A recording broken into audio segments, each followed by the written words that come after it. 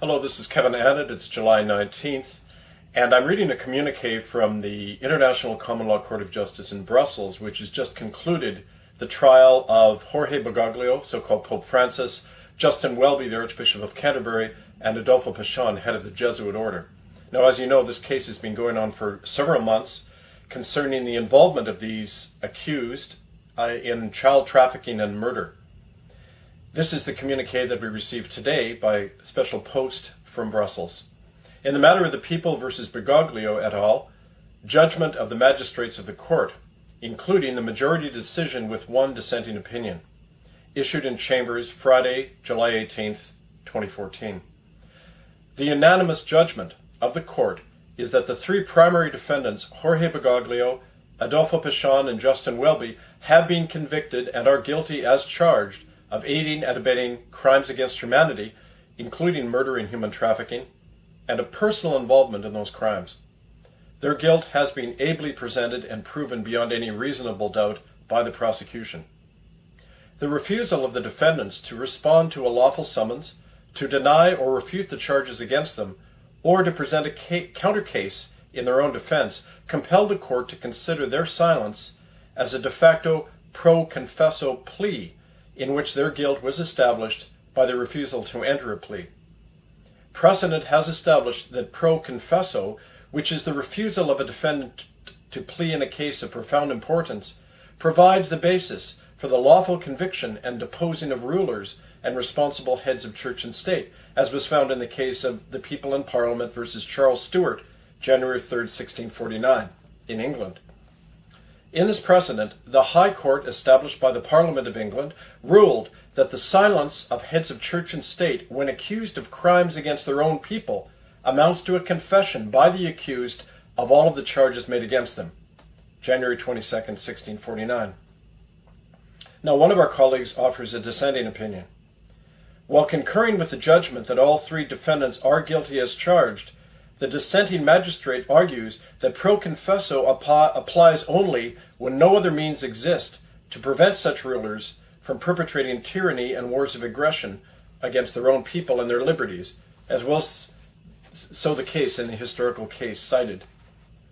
The dissenting colleague argues that by convicting the defendants primarily under a pro confesso precedent, their actual guilt for the crimes cited can be construed to have been established according to a legal technicality.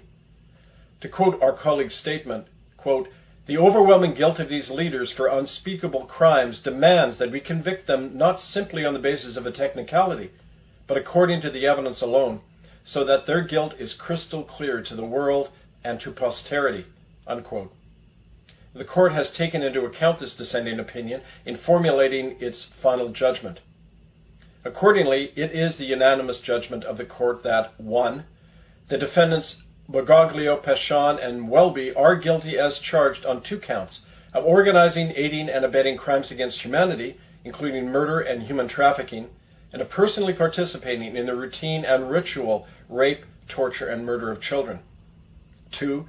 The defendants are sentenced to life imprisonment without the possibility of parole or pardon, and to the forfeiture of their assets, property, and authority. 3. The sworn sheriffs of the court and their affiliated direct action units established by the court on June 1, 2014, are ordered to immediately arrest and imprison the defendants at facilities provided by the court and to seize their property and assets. The public is asked to assist the sheriffs in this task. An open-ended international citizens arrest warrant will be issued by the court against the convicted persons within 48 hours of this judgment. 4.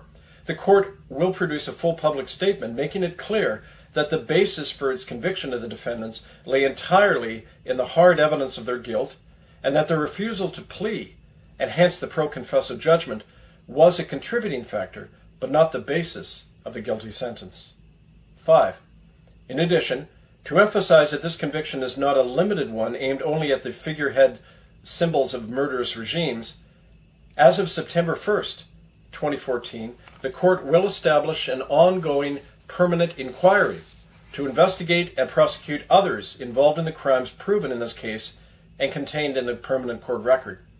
This inquiry shall be entitled the Permanent Commission into Child Trafficking and Ritual Sacrifice, and will have the power to subpoena and arrest and adjudicate cases before the court. The Commission will be international in scope, have no time restriction, and will seek cooperation from governments, international agencies, and police forces with the aim of prosecuting and stopping forever the trafficking, ritual torture, and murder of children. 6. To protect this new commission, its witnesses, officers, and evidence, the court record from the case of the People versus Bergoglio et al. Will remain sealed for now, along with the identity of the witnesses and court officers, with the exception of that permitted by the special and unanimous authorization of the court.